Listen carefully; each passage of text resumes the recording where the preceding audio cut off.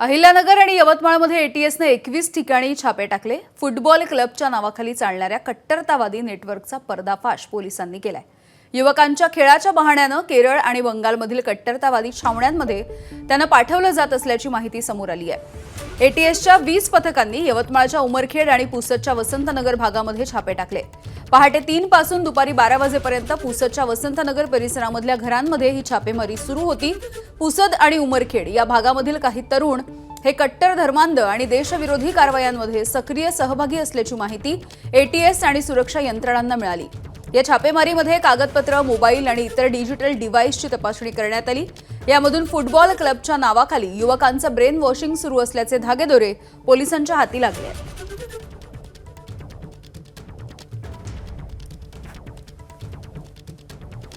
दहशतवाद विरोधी पथकाने यवतमाळच्या पुसद उमरखेड या भागात तसेच अहिल्यानगर येथील 7 ठिकाणी आणि यवतमाळच्या पुसद उमरखेड या भागात 14 ठिकाणी रात्रीपासूनच छापासत्र सुरू केलं होतं।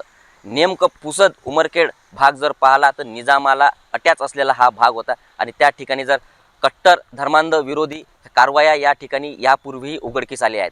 इथे कट्टरता धर्मांधता पसरवण्याचं काम पूर्वी काळापासूनच या ठिकाणी सुरू होतं आणि याचाच जर पाहिलं तर तोच वारसा आता पुढे पुसद उमरखेड महागाव शेंबाळ पिंपरी दिग्रजचा काही परिसर या भागातही दिसून येत आहे। युवकांना तरुणांना दहशतवाद विरोधीच्या कारवाया करण्यासाठी उद्युक्त करणे, त्यांना बेरोजगारी शिक्षण हे ज्या प्रमाणात नसल्यामुळे ते कट्टरतावादाकडे वळवण्याचं काम या भागात पूर्वी काळापासूनच चालू आहे आणि तसा इतिहास जर पाहिला तर त्यावरून हे निदर्शनात येत आहे आणि म्हणूनच यावेळी राज्यात अहिल्यानगर आणि यवतमाळच्या पुसद उमरखेड भागामध्ये 14 ठिकाणी ह्या कारवाया झाल्याचे उघडकीस आले।